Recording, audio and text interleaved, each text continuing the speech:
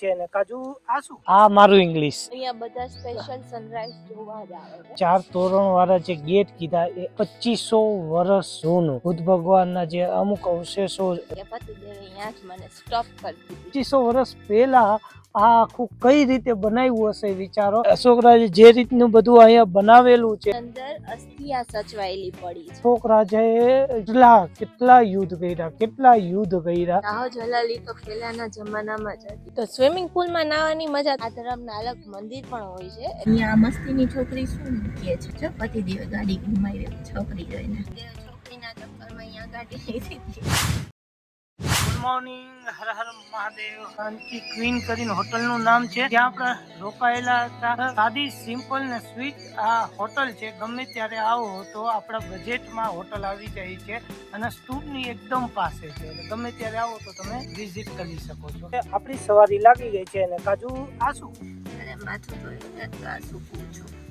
માથું ધોયું ને ઠંડી ના લાગી જાય ને એટલે. તો હવે નીકળી હતી આગળ. સ્તૂપ જોઈ આવી. મોટું અહીંયા પાર્કિંગ છે, અહીંયા આપણે પાર્કિંગ કરી દીધું છે ને. હવે આપણે જાશું. આ કાજુ મોર તો જો અંદર આવી ગયા છીએ અને વેલકમ ટુ બુદ્ધિસ્ટ મ્યુઝિયમ એ Sanchi, world heritage maintain by archaeologist survey of India. આ મારું ઇંગ્લિશ કેવું છે, હાઈ ક્લાસ ને. હા કાજુ આમ જો સૂરજ બાપા આવે ઉપર. અહીંયા બધા સ્પેશિયલ સનરાઈઝ જોવા જ આવે છે. હા આપણે વહેલી સવારમાં એટલે કે અત્યારે 7:30 વાગી કોઈ ગયા છે. નથી જો આમ તમે આમ જો કોઈ જ નથી.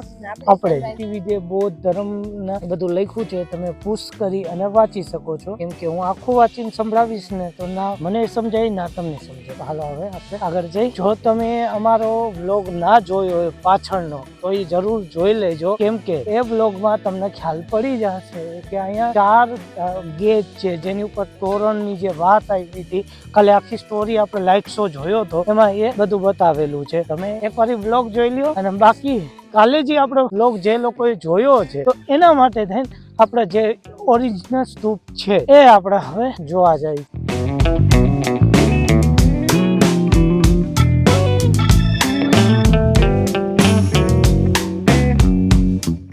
4 તોરણ વાળા જે ગેટ કીધા એ આ જ ગેટ અત્યારે જે આપણે ઊભા છીએ. આ સ્તૂપ છે જે 2500 વર્ષ જૂનું, અને આની અંદર જ આપણે બુદ્ધ ભગવાનના જે અમુક અવશેષો છે એ બધું આમાં અંદર જ રાખેલું છે. એના આખી અસ્થિયા છે એ અહીંયા જ રાખેલી છે એવું કહેવામાં આવે છે. અને આ એવી જ સુંદર મજાનું સ્તૂપને આજે આપણે અહીંયા નિહાળવા આવ્યા છે. સ્તૂપ એટલે શું તો કે એવું વન ટાઈપ કેમ કે કઈ રીતે આપણે પિરામિડ ને એ બધું. તો જ્યારે અશોક રાજા હતા ડેવલપાઈમાં ત્યારે એમના અવશેષોને આખી ઇન્ડિયામાં અલગ અલગ જગ્યાએ આ રીતે સ્તૂપ બનાવી અને ત્યાં એને સંગ્રહ કરવામાં આવ્યા છે. અને અત્યારે જે હિસ્ટોરિકલ પ્લેસ બની ગઈ છે અને માણસો ત્યાં વિઝિટ કરવા જાય છે અને બૌદ્ધ ભગવાનની શું હિસ્ટ્રી છે એ બધું જ જાણવા જાય છે. તો ચાલો અમારા વિડીયોમાં બન્યા રહ્યો. અમારા કેમેરા દ્વારા અમે તમને આ બધું જ દેખાડશું. તો કાજુ ચાલ જો કઈ રીતે કાળમાં ઘણા લોકોની ભૂલ છે, આ રીતે ખંડિત બધી આપણી મૂર્તિઓ કરેલી છે.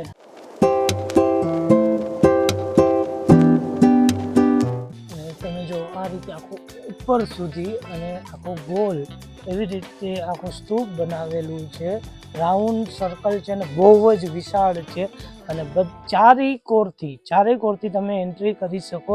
એટલે વિશાળ એવા આ રીતના ગેટ બનાવ્યા છે. જો વિશાળ ગેટ. આવી ગઈ સીડિયા. હવે આપણે ત્યાંથી ઉપર જઈ અને ચાલો.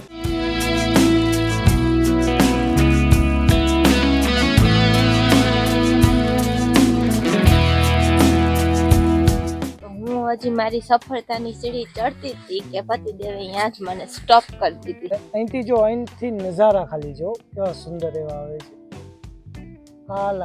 તમે મિત્રો જોવો ખાલી આ આખું સ્તૂપ છે અને 2500 વર્ષ જૂનું અને 2500 વર્ષ પહેલા આ આખું કઈ રીતે બનાવ્યું હશે વિચારો. આની અંદર જ આખા અસ્થિને રાખેલા છે એવું કહેવામાં આવે છે. અને અત્યારે અંદર એન્ટ્રી તો મનાઈ છે, અંદર તો કોઈને જવા જ નથી દેતા. આપણે બસ આ સ્તૂપની આજુબાજુ પરિક્રમા કરી શકીએ છીએ. અને જે રાજાએ અશોક રાજે જે રીતનું બધું અહીંયા બનાવેલું છે એ વસ્તુને આપણે નિહાળી શકીએ, કેમ કે આ પુરાતત્વ ભાગનું આ એક કહેવાય ને આર્કોલોજીસ્ટ આની અંદર અસ્થિયા સચવાયેલી પડી છે. મિત્રો બસ આવી જ કંઈક અમની સ્ટોરી છે. વધુ સ્ટોરી જોતી હોય તો આપણે ગૂગલ દેવતા તો છે જ, અમે પણ ગૂગલ દેવતા પાસેથી જ આ બધું માંગેલું છે. પણ હા, અહીંયા આવી અને જે તમારી પાછળ જોઈ શકો છો જે આ સ્તૂપ છે, જ્યારે ખાલી આપણે આટો મારીએ ને તો પણ એક શાંતિની અનુભૂતિ થાય છે. અને બુદ્ધ ભગવાન તો શાંતિનું પ્રતીક છે મિત્રો. પણ હા, એક જ છે કે અને હા, તમે જો કાલોનો વ્લોગ ન જોયો તો એકવાર પાછું કહું, એકવાર જોઉં ખાલી, એમાં સ્ટોરી છે આખી કે અશોક રાજાએ કેટલા યુદ્ધ કર્યા એ શાંતિના માર્ગ પછી એમને આ જ રીતે બુદ્ધ ભગવાનના ઘણા સ્તૂપ બનાવ્યા અને એનામાંનું એક સ્તૂપ એટલે કે આપણે સાંચી આવ્યા. સાંચીમાં આજે અહીંયા વિઝિટ કરી અને અમને એટલી શાંતિ અને મજા આવી છે. તો ચાલો કાજુ, અહીંથી જવાનું, અહીંથી જ ત્યાંથી તો ઉપર આવ્યા. કાજુને બસ સુતાવટ છે, અહીંથી આમ ભાગશે. તો આપણા જ્યાંથી આવ્યા એની બીજી બાજુ જાશું, કેમ કે અહીંના દ્રશ્યો પણ અલગ છે આખા. જો છે ને કેવા સુંદર છે. શું બનાવે?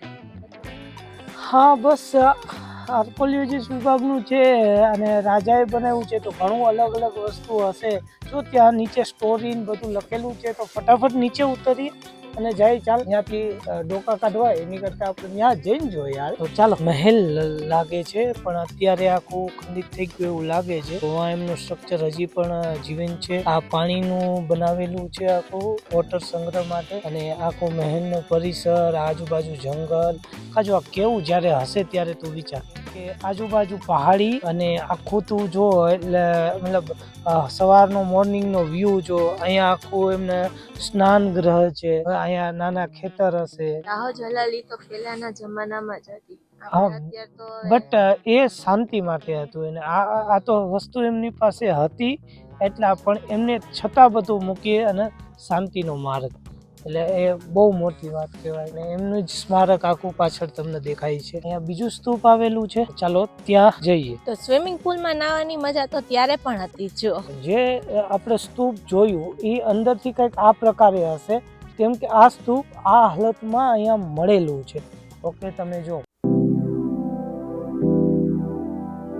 અત્યારે જે તમે જોવો છો ત્યારની આ ઈંટું છે અને ઈંટું દ્વારા આખું બનાવેલું છે એવું કહેવામાં આવે છે. અને આ આખું સ્તૂપ જ છે, પણ આ સ્તૂપ અત્યારે આપણને આ હાલતમાં મળ્યું છે, જ્યારે ઓલું છે આખું ઘુમ્મટ બંધ છે અને તમને મળ્યું છે, જેથી કરીને આપણે બધા. અને અત્યારને આ હજી તો આ ઘણું મોટું છે આખું. તો આપણે તો અહીંથી જ પાછા વળશું. જો વાં કેવું ઓલો પથ્થર જે પથ્થરમાં લાગે છે એવું કે એની સીટ બનાવી હોય ને એવું. જો આ પાસે આવી ગયા, આખો પથ્થરને એ રીતે કોતરણ કામ કરેલું છે.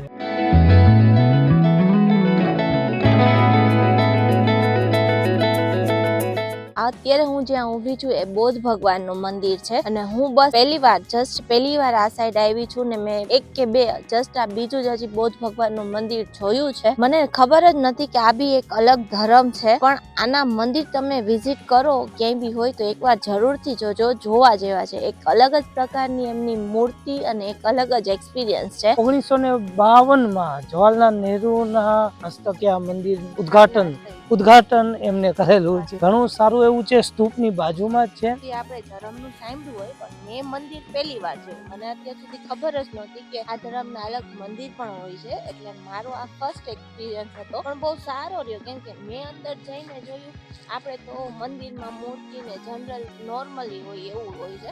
અહીંયા તો સરસ કાલીન બાલીન બિછાવેલા, બાજુમાં હાથી, એમના શણગાર, એટલે બહુ સારું થાય ને બહુ સારું લાગ્યું. મને બહુ ગમ્યું. કાજુનું જે રીતે કેવું છે, બુદ્ધ ધર્મ એટલે કે એ હિન્દુ ધર્મ જ છે.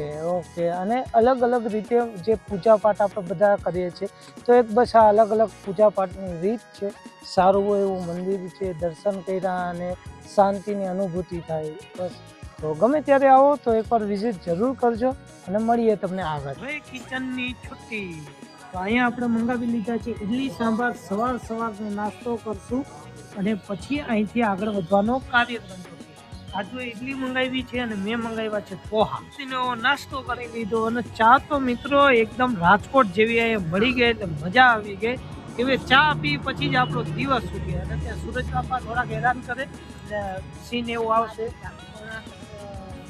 વાટિકા ફાસ્ટ ફૂડ એન્ડ નાસ્તા કોર્નર છે અહીંયા. તમે જો જેવા જ આપણે સ્કૂટી લીધી એટલે 5 કિલોમીટર પછી તરત આવી જશે આપણે રાજકોટ જવાના રસ્તા ઉપર.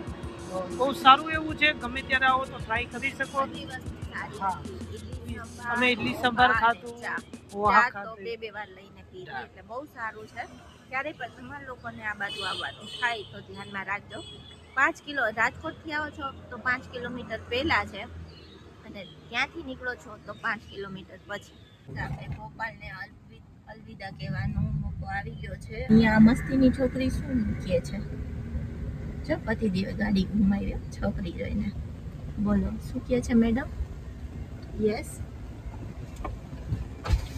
हाँ 2 मिनट सर, आपकी जो गाड़ी में स्क्रैच है ना, फिर ये कोई चार नहीं डेमो लगा है फिर છોકરીના ચક્કરમાં અહીંયા ગાડી લીધી હતી એટલે જવાની છે બાજુની લાઈનમાંથી. છોકરી એમ કહેતી હતી કે અહીંયા ડેમો લાગ્યો છે, ગાડીમાં તમારા ફ્રી સ્ક્રેચીસ રિમૂવ થઈ જાય જે લાગ્યા છે. એકચ્યુઅલી સ્ક્રેચીસ રિમૂવ થતા નથી. થાય છે પતિદેવ?